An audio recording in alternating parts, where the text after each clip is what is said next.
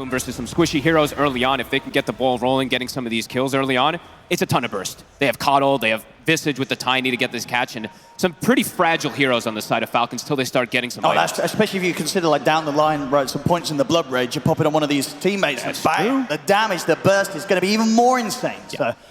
But Falcons, they've got a lot of comfort, right? That we've seen them now time and time again. Crit with his Hoodwink has just been, honestly, the best Hoodwink for me. The way he's landing these Acorn Bushwhack combos is ridiculous. Snay on his Veno has been getting some crazy farm. I think he's 5-1. Some of the games he may have like 10, 12 deaths, but he's still having a massive impact. So let's see how it all kicks off. And overall, what do you sort of think of this decision from Falcons there, that sort of switch around from potentially a position where they would have the flexibility with the Razor, and instead of saying, hey, we want to do it against the melee Bloodseeker and maybe have that advantage, we would rather get this Underlord in the draft instead? I think they were maybe just like looking at the options, what they had versus the Coddle as well too, and Malreen's like, okay, this is okay. It's not amazing or anything, and then they wanted that solution, of course, that they do get a Gale connection. They do indeed. They got the Bushwhack as well. See if they can do enough damage to get through the heals of Toronto. Tokyo is getting low because GPK look for denying. That's the first blood. Crit. They'll be able to finish that one off to start this game. You see them throw the extra blood grenades just in case. They're like, no, you're not getting the deny. Let's see how some of these lanes go down. So yeah, we're Marine on the Razor, taking it to the mid. What do you sort of expect out of this one? Does it start with the Razor getting a bit of an edge, but then once GPK adds his levels, he can just match the farm and blast it out, standard cold mid stuff? Yeah, I think it's pretty even, honestly. I don't even know about even all the way? Maybe not even an edge for Malreen. I think it's skill matchup that we'll see these two probably farm pretty nice. And I'm mostly going to be, I usually want to watch these two because I think Malreen and GPK usually are the two most aggressive mid laners that I probably go for solo kills the most. Oh, absolutely right. These two could end up killing themselves each other pretty early on in this matchup. But I would watch for the dives. I would say though that there's more kill threat on those side lanes than anything, especially bottom. These are two very fragile heroes versus Tiny and Visage, so if they step out of position, they could die. But the same thing goes on the flip side. If the Visage steps up too far, eats a Gale with some bugs, very volatile lane. I think Jenkins was talking about it, how this lane could go either way. And so with that top lane in mind as well, Nightfall ending up laning against this last pick, Underlord that Amar's brought to the lane. Does he care on the Bloodseeker? I mean, how much pressure is going to be put onto Nightfall early? I think just because of the Hoodwink, it can put some pressure, but he does have an Enchantress, so maybe that's also going to be just some kind of farm-v-farm. We'll have to see who makes the first mistake up here. Any of these lanes, honestly, we could have that early action. Yep. Mid maybe less so, but you never know, as you say. Yeah, never know with these GPK and Malreen, they can do some crazy stuff. I mean, these two are the guys that, of course, did the, Malreen in particular, the branch play versus GPK recently, where he got that first blood in the clutch maneuver, so. Right now, he is pulling ahead, 10-3, just a couple last hits extra over that Coddle. I think just a little bit of an advantage, so. Until kind of the blast gets maxed out and GPK is able to hold the lane better. Just even getting those little bits of a static link, it just gives you that nice little edge to get those extra denies in on the early levels. Yeah, definitely good call. You were right about that one. I'll see what he's able to do with it and see, indeed, as I say, if they bring in some sort of early support rotation, both of these heroes could try for kills. And let's see how many stacks GPK works on as well, because usually what you see from these Coddles is attempting to get some type of double stacks, so. GPK getting early boots so he doesn't get that link up since Malreen did get the second point in it. And I mean, overall, considering the approach you're going to see these teams take this game, do you think one of their sort of strategies is a bit easier to execute? Do you prefer the approach from one of these two? Not sure. I think BetBoom has clearly shown like they want to be the aggressors, the ones dictating the pace in this game. Falcons have shown pretty good prowess of being able to just withstand pressure and scale throughout these games. Snaking? Well, they might get him here. Oh, he hit a creep! He hit a creep! Oh. Okay. Whoopsie. Rare mistake there from Mira. That would have been a kill for sure. These lanes are starting to start. He's up. I was waiting for that one. That's a bit late on the tip, if anything. Oh, come on, Snaking, speed it up. These lanes are looking strong. Even 6 denies coming out for this Underlord right now. They are actually putting a good amount of pressure on to Nightfall. The first blood does matter quite a bit too. Of course, Crit getting that one is giving him infinite mana to spam up here. We're seeing even support players now buying these null talismans, of course, early on to be able to keep that spam. 21-8, yeah, wow, okay. I did not expect Malreen to have that big of an advantage over GPK, but doing an amazing job. Yeah, I imagine it's just one of those matchups where if he does get that bit of an edge early, the snowball effect's pretty good with the Razor. You're just able to really shove the wave in, and each time just get like, what I think last time around he was able to steal like 28 damage. Yep. That's a fair bit. You're going to be able to get these denies and just keep that lane control. He matched the boots early on. He got the bottle then straight to those boots to be able to keep up with GPK. GPK. We are seeing GPK getting those stacks started, but Malrina's going to have an explosive start. Miro. They can finish off Miro here. Maybe Save can look for the deny. He certainly can. Slaps him down with the tree. Nicely done. This last hit's, though, are ridiculous. The denies in particular. 9 on Razor, 10 on the Underlord. Weaver getting 3 as well. Already a laning advantage coming out from Falcons. That really is. And we'll see, I mean, with this sort of beginning to the laning stage from Mar, he's going to get a very quick timing on the Veil. And then the spam is going to be even more. As you say, Toronto, Tokyo, and Nightfall, they do have ways to sustain through it, but it's not going to be easy to stay in this lane. I mean, Malrina is playing this lane so beautifully. He kept the lane on top of his hill right there. And he's just got all these denies top. Looks like they might be able to get a Mar. They will. Good push forward for the kill and back down on the bottom lane. They're actually able to burst the bigger target this time. They get Skeeter. Good kills here for BetBoom. Seizing the opportunity to really go for it. Super chaotic side lanes.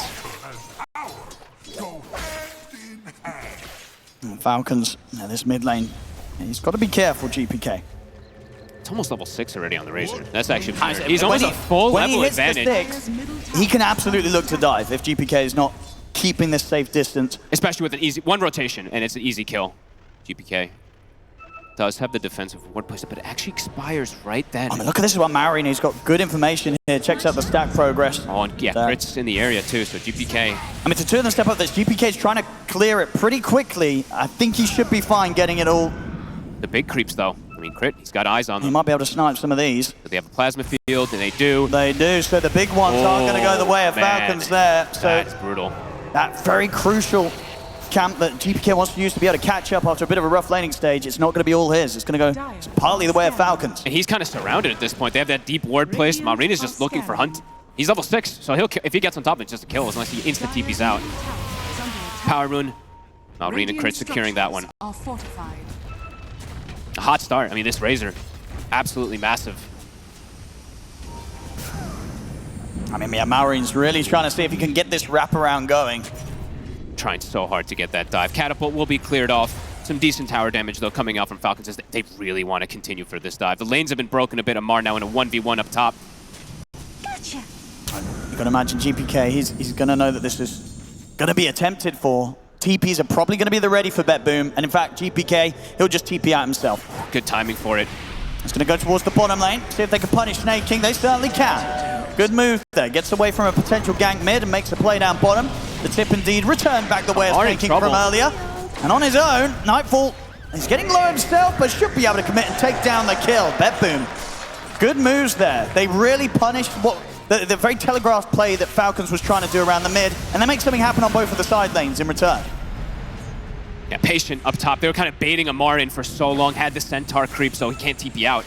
Otherwise, I mean, if he doesn't have a Centaur, he can just TP when that aggressive play comes out. So a good find there from Toronto, Tokyo. 4-1 right now. The lanes originally from the last hits, of course, we saw the Falcons was getting ahead, but these last few kills now, BetBoom finding some momentum. I'm going to try for the setup on Toronto, Tokyo. Nice Wild Wing. Tornadoes himself to safety. Even if they catch him, it's at this point, it's just going to take a very long time to bring down this Enchantress. Anytime Toronto Tokyo is able to get off the Nature's Attendant, it's probably going to survive through the barrage of spells just from these two heroes. And in most situations, I mean, looking at the game, he should be able to. There's really only one stun coming out from Falcons. It's just going to be that Bushwhack to watch from Crit for most of their disables, if not all of them, until later on. Maybe we'll see some Atoses and stuff come out from the Underlord, but I don't think I've seen Amar do that build almost ever when I've seen him play it. So we'll see if he does vary a bit here just because of that, change up here. And this top lane's now started to fall very nicely into Nightfall's favor. Had a bit of a slower start, understandably, against the Underlord, against Amar with that favorable right click. But at this point, he's in a great spot. Over in the mid, Marion is out with the TP. Nothing to be done about that here from Toronto, Tokyo, and GPK. They'll look towards Crit, but Crit's already away. Nice siege play here, though. They're getting into the enemy triangle, being able to take these creeps. It's almost a Vessel done from GPK, and you saw the blast, what it was able to do versus Razor. We were talking about the squishiness of some of these heroes on Falcons early on. I mean, GPK can definitely take advantage of that. I was considering on connecting towards that top lane, but doesn't look like he wants to go for it right now. Wants to relieve the pressure being applied back on mid. GPK will hold there. Now, I'm really looking forward to see this itemization. Amar, he is starting to get surrounded up here. Toronto, Tokyo has the Centaur Conqueror and some extra damage with the rally. Go for this one here. Amar kill. Doesn't have a way out of this. Short the mana for a TP. And indeed, even if it was there, the Warstomp would have been ready. He'll try and stand his ground, trades a fair bit of damage back, but again, it's Nightfall getting the last touch in and just getting involved in so much early action here. That's 3 now. The last pick, This Underlord. Bloodseeker it's having a pretty good time here. Nightfall's going to be very happy with the outcome of this lane. Great, this Enchantress too, like Toronto Tokyo is near 6. He's doing so much work, just getting, honestly, the perfect creep, it feels like, for the situation now, back to back to back. If he doesn't have a disable, then Amar can potentially just TP out, so really good on him to get those. Crit, a bit of a quiet early game after that first blood. Been kind of running around getting his level 6, but Amar definitely suffering. I mean, what sort of places on the map do you imagine they're going to look towards? I mean, top. They want to kill. They're going to go straight there indeed. Crit teams up with Marine, see if they can make some sort of a play here. If they can get either Nightfall or GPK, that's probably the ideal. Miero, not really the one that they want to gank too much early on. Spirit Vessel's done though. GPK, he can match this aggression, and it will be pretty crazy how much he can burst these squishy heroes if he does get a good setup for positioning. Nightfall playing nice and defensive here. There's no need to be anywhere near the lane, especially when the Rupture's on cooldown. He's not interested in fighting whatsoever, so this time spent from Falcons is unlikely to result in a kill. BetBoom, they stick together around the mid area of the map. Yeah, they prep for the power rune, prep maybe even perhaps getting a early tower pressure here too. Mid tower starting to get a little bit of damage onto it. Falcons all position top, wanting to go for this tower pressure here. I mean, Nightfall does have the Rupture back and ready. He's got a Lotus ready to pop. So he can look for a fight here, and I think Falcons, they know it. They're starting to back off a little bit from the tower. Yeah, Marine, he's going to head away, look towards the mid lane, try and just continue to farm. They don't want to try and take this fight head on Falcons. They're going to avoid this. Marine needs help. He'll get the TPs, dodges the blast nicely, but we see this is a very common thing from Falcons, the TPs that they do early on. Yeah, I mean, because now Amar and Crit, they're more vulnerable top. Amar did save a skill point, puts a point in the pit. He's in a lot of trouble here. They get the toss. Is there any way out for Amar? They'll get the sharpshooter off onto stage, so stage will fall. But another death. Indeed, Amar taken down for the 4th time already this game. Nightfall is having a hell of a time, and Panel was talking about this Bloodseeker pick in this matchup versus the Weaver. Good. It's really good. He's already got a 1200 advantage versus that Weaver. He's already got his Maelstrom. He's going to be a problem. He really will. Just throw those free Ruptures onto Skitter at all times. Miero bottom has a TP available. He feels pressured here from Skitter. He'll just continue. He'll just try and waste as much time of Skeeters as he can. Okay. He knows that Skitter's going to try and dive in a little bit. But under the tower, you've got to be careful. And I think both of them know that this Visage is not dying to that sort of move. Miero's fine. Yeah, don't want to risk getting, double stunned, re-summon, double stun, soul assumption, and then you get caught as a Weaver, so. Good pressure play. Miero will hold his TP as well, so gets to go back. BetBoom looking to strike again. How long on Rupture? 8 seconds.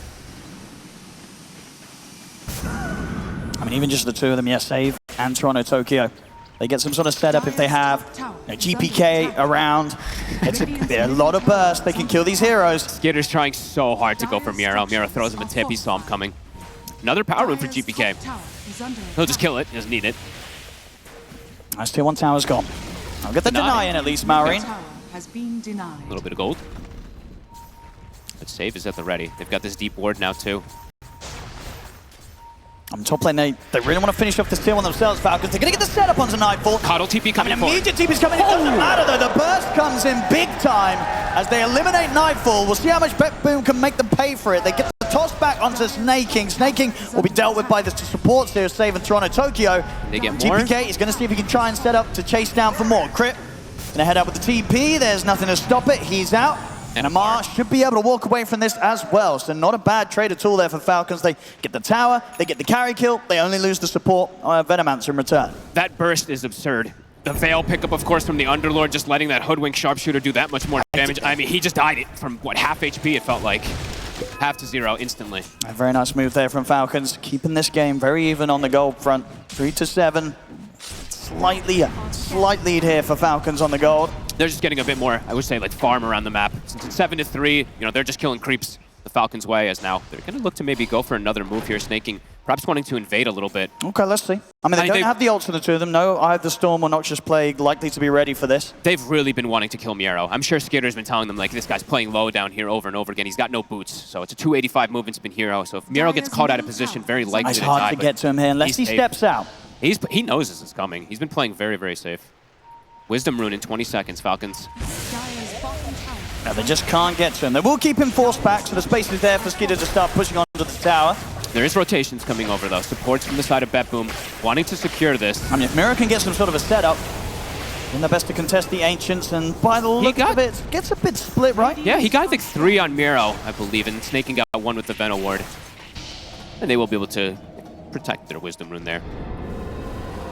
Waiting for timings, I believe GPK, his Boots of Travel are now going to be finished, so now you have to assume BetBoom is going to respond to every single move that's going to come out from Falcons, if not making their move with numbers every time. Saberloy was talking about the Boots of Travel, either on the Enchantress creep or on the Visage Bird, so they always can have the numbers. Same thing though for Falcons, can't really forget, and if Amar skills a point in Fiend's Gate as well, I've been watching him, he's holding this point, so he's ready for it. There can be numbers all over the place, so we'll have to watch who brings more and who's prepared for it. GPK gets caught. Skeeter. Gonna try and push forward for the kill. Don't know if he can do this on his own. No, can't do enough damage right now. Can't finish GPK. Skeeter has to start the retreat. He can get away with these moves, of course, in terms of control. As long as he's not getting ruptured or something. Yeah. Until there's a blink from Save, Skeeter can go pretty aggressive with his dives forward. Another smoke perhaps coming out here. No Vessel on GPK though, so kill threat is a bit weaker for him. At least particularly on that Underlord. And would you imagine for Nightfall it's just going to be a case of getting the BKB before he considers getting involved again? Yeah, I would imagine so. Just there is obnoxious. There still is going to be a lot of annoying disables that do come out for him. Well, slows in particular from the Veno. And just if he gets linked, of course, he is going to be screwed, but absolutely needs this BKB for the upcoming fights. Yeah, especially with Crit now having that additional element of control with the Rod of Atos for the setup. Crit is very farmed. I feel like, this tends to happen, of course, for Falcons, the way that they do play, but an Atos this early, it's 15 minutes. We were talking about some lack of control coming out for them. That fixes quite a lot of it. Now look how much faster that one is. On BetBoom, they're going to look to find. They're going to look to get Nightfall involved. Rupture at the ready. So who can they confine first in the river? They don't want snaking. Oh, Malrina's low. Save's going pretty deep, and indeed he's got the Avalanche, but he's pretty far away from the rest of his team. They'll turn and look to control Save here with the Atos snaking. He's going to get going on first. Nightfall's able to get the kill here. Now they can look for more potentially. Crit, they'll finish off Save, but Amar's going to fall. Skeeter, he's going to try and tickle at the 4 of them, but he can't fight this. He's got to get out. Can't fight versus the group up here. GPK, the burst we see there. Amar, he is not tanky at all. A Rupture was used on snaking. Nightfall feeling like he doesn't need it versus the Weaver. When they're grouped up on BetBoom as a cluster like that, it's insane burst damage that I've seen. And as you say, maybe if Malrine was in a better position in terms of his HP and mana, they might have been able to have a shot of fighting back, but it wasn't the case. He gets caught low, and Falcons, they have to bail out of that. 0-5 for Amar. he just TPs in. It just gets killed this time around. Gets tossed completely out of position. There is a reason why we pretty much saw none other team really try this hero at this tournament. It's not one of the popular ones right now. Can be a risk for sure. And bottom lane. Bottom, they got a good connection. It's an easy kill here. Why they get the birds? That's a lot of money. Good pick here for Falcons. It's going to help Malrine on his way towards his BKB. And Crit getting the last kill hit on that as well. It's going to be a very quick Gleipnir on this support hoodwink this game for Crit. Quote-unquote support. We've seen some absurd games from Crit being able to scale in this tournament. This looks like it potentially could be one of those as well. How is Save's blink coming around? Very close. I feel like for BetBoom, they really need this blink to be able to pick up the pace of the game to get these extra kills. On top lane. GPK. Maybe considering the dive here. TP's starting to come in. Can they take GPK down in time? He's able to turn. They're going to lose Snaking. Skeeter. They're going to potentially Skeeter as well. Can he dive for the kill onto GPK? He can't. He's got to run. GPK's alive. Perfectly fine as he heals himself up. And Skeeter is caught by the dust. Avalanche back up in a second, but with the Shikuchi Nightfall's here. The vision. Nice TP. He's going to try and TP out, but the drops there from the Familiars. No escape for Skeeter. And GPK survives. That was so clutch. It was a risky move there for the two Falcons, trying to go for that play that close to the tier 2. GPK, he's not that easy to kill. He may have had a bit of a slow start in the laning stage, but now, third highest on the net worth. His farm's perfectly fine. He's speedy and he's relatively tanky with the VIP booster and Vessel early on. And this is not an easy kill to go on like that. No, and this isn't a game where I usually just see Snaking go for the Vessel. Almost every single game on the Venom Answer, he's going for the mech this time around, so not going to be able to prevent a lot of that healing in particular versus that Coddle. We saw those blasts. GPK saved himself because he got those big Illuminate heals. See what they can go for here. They want to try and strike back Falcons. This is a big timing. BetBoom now has the blink on Save and a BKB on Nightfall. If this fight goes wrong for Falcons, it's really going to hurt. I mean, look at this. BetBoom, they're going to look to run into them. Save might get the toss back. He's in. Catch. He's able to find Maureen, toss him straight back into the center of the rest of BetBoom. Maureen's going to try and run. He's but speedy. Nightfall, he's able to chase him down. Miro with the burst. The control's there. Maureen's gone. They were so ready for that move. I mean, a few of these plays now back-to-back from Falcons looking a bit shaky. BetBoom, they're more than ready to punish them. And they always have infinite mana. I'm seeing GPK's just throwing the mana onto save, too. Sometimes when you have this Blink Rush build, you have to go back to base occasionally or ferry out some type of regen save. He's ready to go again. They don't have to hesitate here on the side of BetBoom to keep applying this pressure.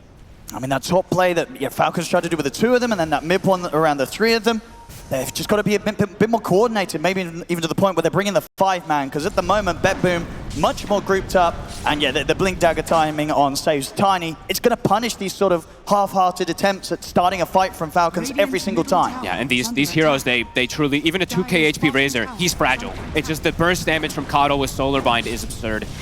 And if they get these tossbacks, it's going to be super ideal. Get some invasion play here too. And BetBoom, their lineup can accelerate things as well too with going for an early Roshan. They've got this Visage with Vlad's early. So if they do see an opportunity, if they get another big kill, they could look to set up for that soon. Radiant's top tower has fallen. See what the play's going to be next. I mean, Snaking is trying to cut this top creep wave, try and slow down BetBoom's chance of getting further objectives. See over in the mid. And Toronto Tokyo showing himself, he knows that he can kind of do this right now, and they don't really have the tools to punish him unless they want to drop a lot on this Enchantress. Snaking, he's been found again. And he has. Another free kill. They're getting a lot now. BetBoom starting to build that lead. Falcons, yeah, they're just getting ran at. BetBoom is finding every opportunity. Falcons need more time to be able to itemize to deal with this. Amar shows himself mid. That's the Rupture. He's got to immediately TP out. He won't be able to stop it, so it's a quick escape. This time a successful one. Hey, Falcons can't even strike back versus any of these dive forward here. They're just trying to get as much farm as possible for crit. And I was saying he's very farmed, but look at Toronto Tokyo. He's matching that farm of crit on this Enchantress as well. So keeping their scaling going as well and their supports on the side of BetBoom. And BetBoom, they themselves can look to make these plays. They're so with ready. Just kind of the 2 of them. If they get the sort of jump catch from they're so ready. And they do, save. Straight in onto Crypt. That's another easy catch. Amar's coming in with the squad. Ooh, okay, let's see if they can do anything in return. But BetBoom's bringing the numbers. I mean, again, this feels like another risky move here from Falcons. Amar, he's trying to get back through the gate, but he's getting interrupted by the avalanches and such. I don't know if they wanted to come over it, folks. Holy, BetBoom is just one step ahead. They were so ready for this move. Save and GPK were already there. The TP's at the ready too. Falcons, they're getting outmoved. They're crumbling a little bit. That was sick. I look at how quick the TPs came absolutely instant when they saw the Fiend's Gate drop down. And Crit's already dead. The fight just looks very difficult. They're trying to beat on a Tiny, but this Tiny's not squishy. He is pretty tanky, and then he gets healed up even from the Illuminate. Yeah, I mean, you can see what they were trying to do because they did have, Skeeter and Maureen in the neighborhood, ready to try and fight back. And just a little bit behind at this point, Falcons, and those sort of trades are unlikely to go their way, especially when they're taking them this deep on BetBoom's side of the map. Radiant's bottom tower is under attack. 6k lead now for BetBoom. GPK and Nightfall in a beautiful position. Nightfall well on the way to having the Manta done on top of the BKB. They're getting so many items too. It's like a pipe also from Miro, so they're all very tanky at this point on the side of BetBoom. While as we were mentioning for most of this game, Falcons, they feel very fragile versus this Coddle and this Tiny Burst. Who do they want to go for on the side of Falcons first? It feels like for them now, time needed for farm, but BetBoom is... They're fine with sitting back and farming too. They do scale very hard. And it kind of feels like BetBoom don't really need to do anything, not only because they're happy to scale, but also because the last few times it's Falcons coming to them. Yeah. And soon, as I was mentioning before, they absolutely can just look to go for that Rosh at some point soon if they do get another pickoff or so. It's a quiet game from Falcons, being able to make any aggressive moves themselves is snaking. Jesus, takes half HP just from 2 or 3 impetus from Toronto Tokyo. Mid lane, some pressure onto Nightfall, but... Skeeter's here as well with the glide. Okay. We'll force out the BKB at least. That might be an indicator for them to try and make a move on Falcons now. It was kind of a soft commit for them to force that. 90 seconds, well, they won't have to worry about a BKB. They'll go for their Tormentor for now. And they should have BKB finished on Maureen, ready for the next fight. Feels all important for him to be that frontliner, because Amar feels just fragile still at this point, being a frontliner.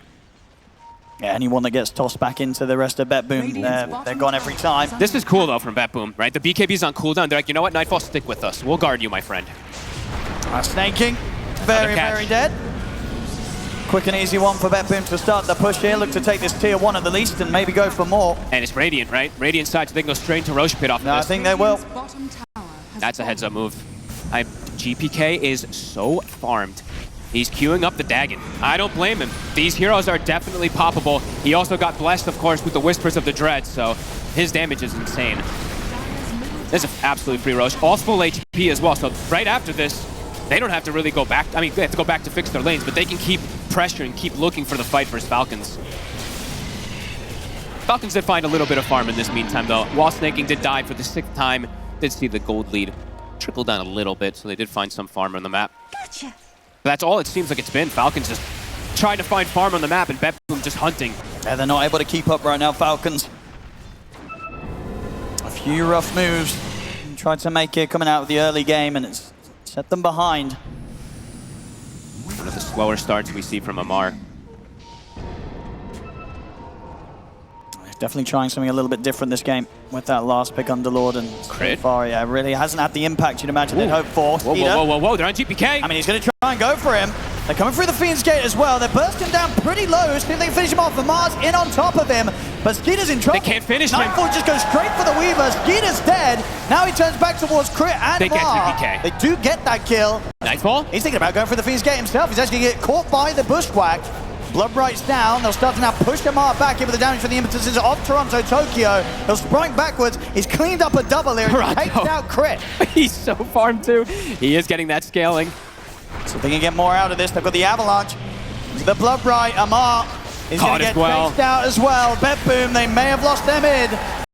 But they've taken out the 3 of them. Maori's considering if he can maybe bring down Nightfall and return it. He's first of all. That's a huge one. Kill there. Maureen gets back in, takes out the carry. See if Toronto Tokyo can get the cleanup. He might get maybe more. Maori can continue the cleanup. Toronto Tokyo has to jump away. It is indeed Maori's cleaning up. And Toronto Tokyo with the trees. Can they get him? Oh my god, that was... He just got a gem from the courier too. If he dies, that could have been a full turnaround. Okay, well, indeed, Maureen, he's ready to start the turnaround this game. Holy moly. Huge kills for him to pick up in the midst of that fight. I mean, I don't know how much XP he's got, but he's straight up to level 19.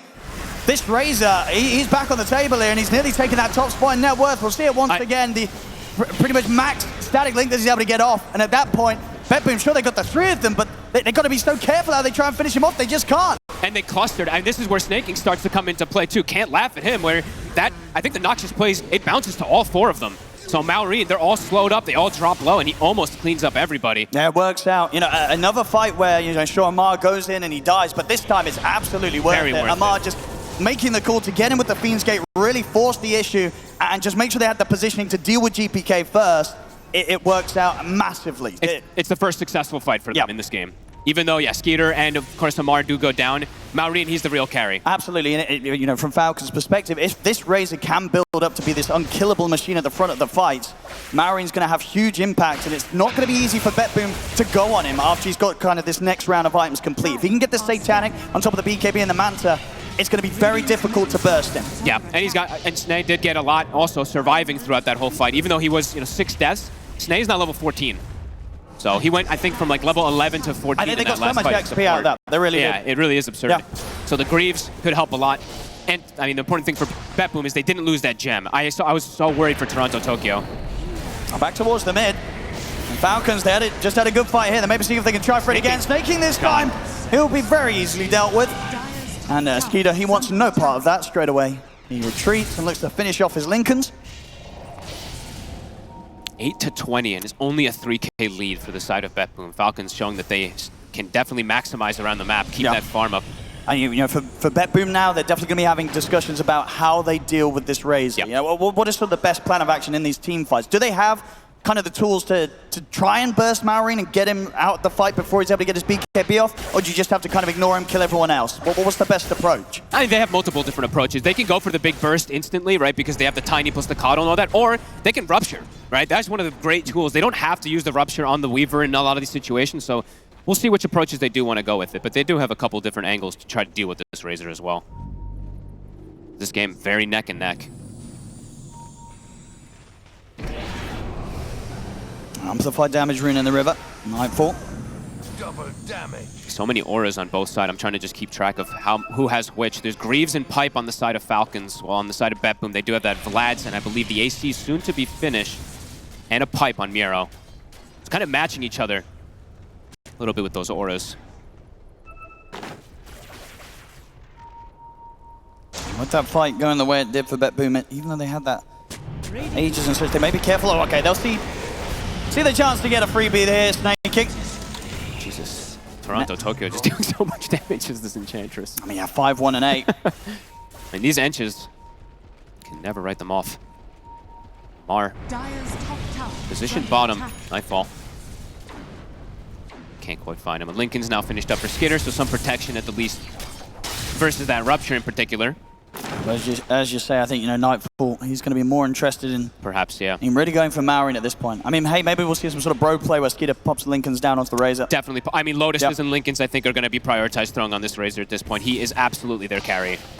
Level 21 at this point now. I believe they still have the... Yeah, after that last fight, they did have the experience lead for a little bit, now going back toward BetBoom after they find a pick. Both teams content with finishing up their next items. And Falcons, they've had the three of them sitting up here on this top lane for quite some time, pushing the tier 2. Glyph gets popped. Let's see what sort of response BetBoom want to come in with. The AC, complete now Mira. GPK did opt away from going for the Dagon first. Sure. He went for a Thorn Staff, just some extra protection since they did get on top of him. And by the time BetBoom's headed up here, Falcons, they're already out. They don't want to overstay their welcome. AC for Miro, level 17, soon level 3 birds. It could be a power spike that they look to play off of. Also an arcane rune for GPK. I mean, this is a pretty beautiful one for the Coddle. Falcons all together, though. I mean, for Falcons as well, a lot of the way that they can start the fight really is... It's sort of, Crit either getting some sort of skill shot setup, or Amar just kind of full committing with a Fiend's Gate into the midst of the fight. They just kind of have to charge in, it feels like, with their lineup, which could be pretty scary into this massive damage that's coming out. Miro now at the AC, like, this is nothing to laugh at. Unlikely to find anyone down here once again. And this time Falcons doing a good job of avoiding these moves that BetBoom are attempting. How long on the rush? Still about a minute till that respawn does get found out. Now, you would imagine next time we're definitely going to see both teams capable of clashing and fighting for the Roshan. I think Falcons is... I think they've now very ready for that 5v5. Yeah, I mean, Maori's huge. There we go. Yeah, 31 minutes, level 21, nearly 22. And yeah, Satanic BKB Manta. He is absolutely ready to go in. If he's ever able to get a link onto this Bloodseeker, the fight is going to be very problematic for BetBoom. They have to ensure that Nightfall is able to not get linked up. Flank around too. They know that this That's a good angle. Yeah, and they're shoving the other lanes into mid. Tier 2's getting pressured. Amar shoving in top as well. He's got the Fiend's Gate at the ready, and I believe this Halberd also. So extra layers of defense coming in for the side of Falcons. Look at the Curry. I mean, that's going to give Falcons sort of position away fair bit. So BetBoom, they're going to know what's coming. And they have information. They just threw the Acorn up on the high ground, so some vision being given from Crit. And BetBoom, they'll be able to prepare. GPK does spend his gold, so won't have a buyback if he gets caught. He has to be very cautious with his positioning on this Coddle.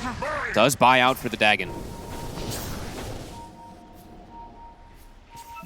Amar, of course, ready to join if necessary. It's a bit of a long respawn. It's 90 seconds. A secondary smoke from the side of Falcons to get that positioning. They're looking for a different angle of approach here.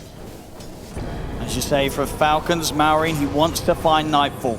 All this time spent, BetBoom is getting 0 farm. Amar is just farming the map. He's got his Halberd complete. The gold lead is pretty much at 0 now.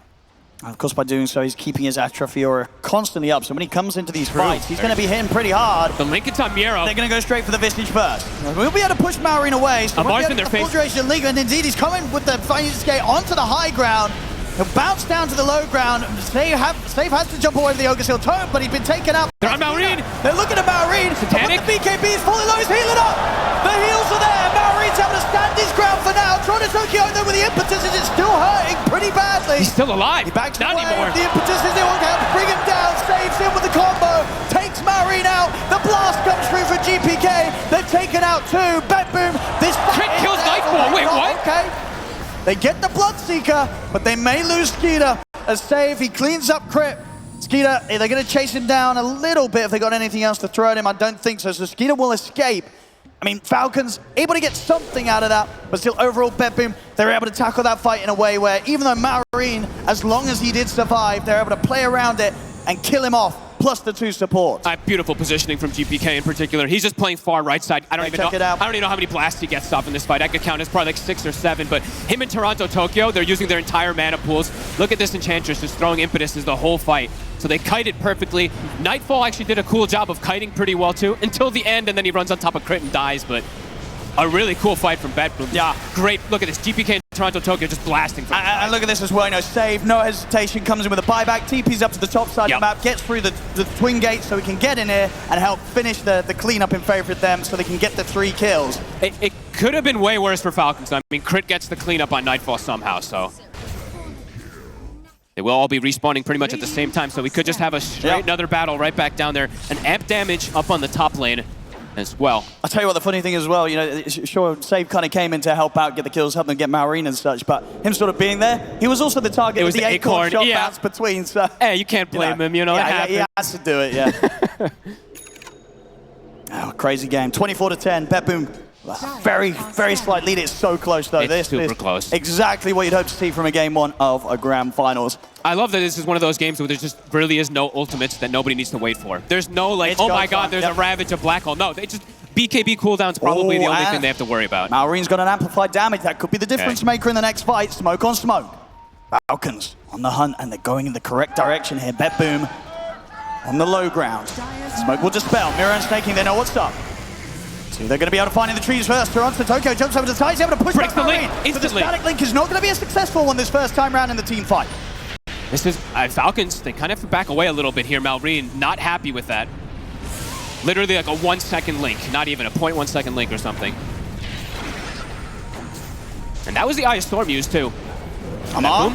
I mean, Toronto Tokyo tries to step up at the front of the fight. It's going to be able to jump back, dodge the sharpshooter there. Beautiful dodge.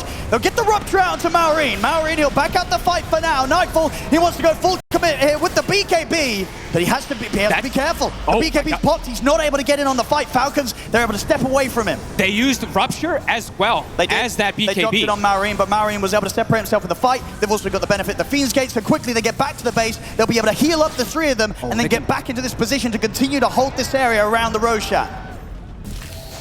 This could be hard for BetBoom to actually go back into the fight here. They used a lot. With no rupture and no BKB on Nightfall, they've got to kind of just concede this Roche to Falcons. That was a really smart little back away there from Falcons, resetting during the rupture. Nightfall, a bit of a mistake there, just committing the BKB to go for these kills, but now without a BKB, this Roche is dying fast. Oh, it is. Can they even make it there in time? They're starting to move over. The scan did wear out in time, so maybe Falcons won't quite expect them. I mean, they're going to see them now with the wards up on the high ground. These plague walls from Snaking. They know what's going on. They're able to get the space, to get the cheese onto Maori and get the Aegis onto Skeeter. That's a big deal, this cheese. We saw how much he was able to do if he can stand his ground. An extra bit of healing. And now Skeeter maybe actually can do something in the fights also with this Aegis. He's been very quiet this game on the Weaver. He's hit 20 now too, so probably the peak timing until 25 gets that Geminate attack damage as well, so we'll be able to start hurting a bit here on Skeeter. He can actually commit in a fight now, it feels like, with an Aegis, while before he's just very scared to die constantly. Feels like this is what Falcons has been waiting for. Most of this game kind of building up to this moment. I think for BetBoom, in terms of the next big items that are going to be coming out, it's probably going to be Eyes on Miro. We've seen it a lot of times in his games. Getting this sort of Hex, getting this opening catch, it's going to be huge. They need it to have a chance of going on someone like Marine or Skeeter once the Aegis is gone, and just taking him out. The damage output stepped up. You know, Nightfall, he's finished his Mjolnir. He's going to be working on the Aghanims next. So if they can kind of get the Ags on the Bloodseeker, the Hex on the Visage, that's going to be BetBoom's next strong point. Yeah. Heroes have gotten a lot tankier, though, in comparison to how it was before, where BetBoom could just pop a hero at the start of the fight. Not very likely anymore. Amar sitting at 3k HP, Razor as well, Weaver too, so harder for them to do the ideal kill one target, get the ball rolling afterwards. I mean, that Aghanim's Bloodseeker damage could be pretty crazy. That's true. It's great percentage damage. He's far, though. He's 3k away from 3k away still. Yeah, so it's going to need a successful fight for him to probably get that one. Or just avoiding a fight, right? I mean, there's 3 minutes on the Aegis for Skeeter. This could very much be 3 minutes to BetBoom. They just focus on farming and do not want to get involved in any sort of action.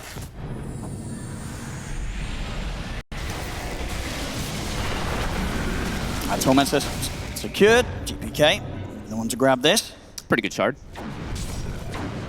Falcons, in terms of their item progression, what we got? Refresher. They're getting a lot. Up next. Yeah, Mark, he's going to be going for that nullifier. So it's already built perfectly to kind of keep his team safe with the Shivas, the Pipe, the Lotus, and the Halberd. Now he can look to try and get something that's going to enable them to get a bit more aggressive and really go on these heroes like the Bloodseeker that wants to run freely around the team fight. And it really makes sense why Nightfall is going for an Aghanims, right? Because playing versus all this damage mitigation, he's like, my BKB duration is not going to be enough to kill these tanky heroes at this point, so definitely needs to try to get this Ags. Doing a lot now with the Sages and Cheese. Falcons just taking full control of the map. They're just playing 4K that greed, lead. that greed that they love to have. They know that BetBoom, if they want to try and get some farm out of the map during these moments as well, they have to do it much more as a unit. They can't afford to be as split up as Falcons are getting away with right now. And they're getting out efficiencyed. I'm seeing Snaking just jungling, insta-clearing creep. Everyone just farming very fast on the side of Falcons. And yeah, BetBoom, they kind of have to stick together a little bit. Big items being picked up.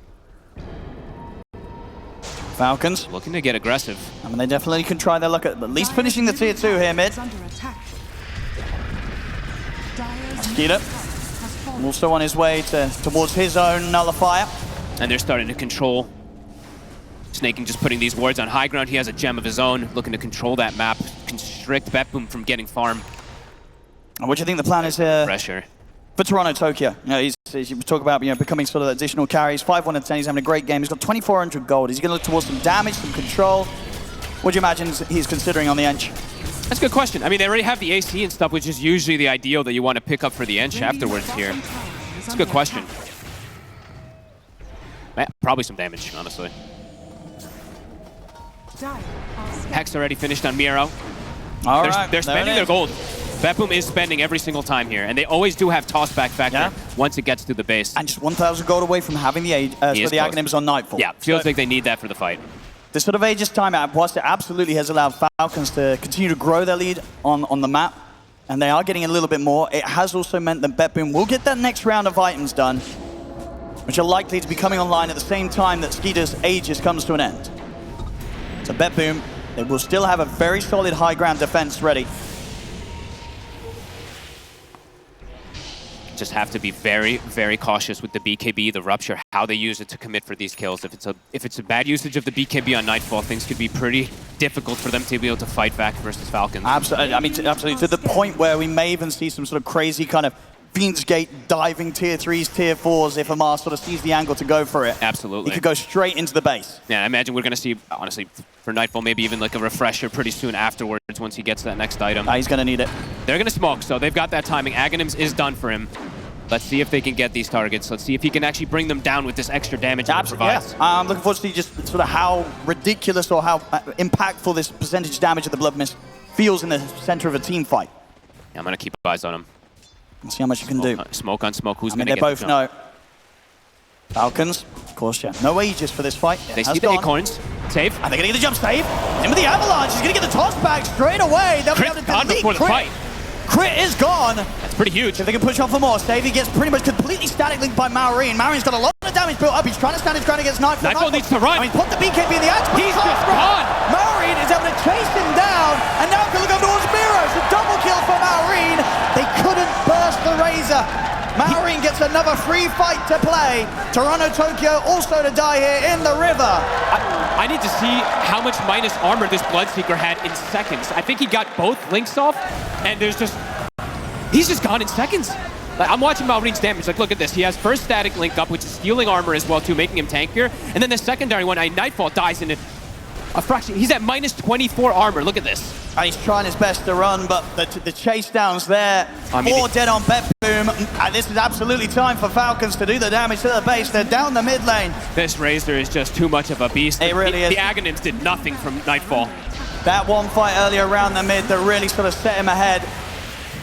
And just allowed Maureen to continue his game at a pace that BetBoom, they cannot deal with.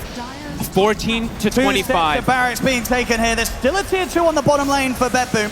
And look at Amar. He's already starting to give out those high fives. I mean, what can BetBoom do now? They've lost 2 sets of racks.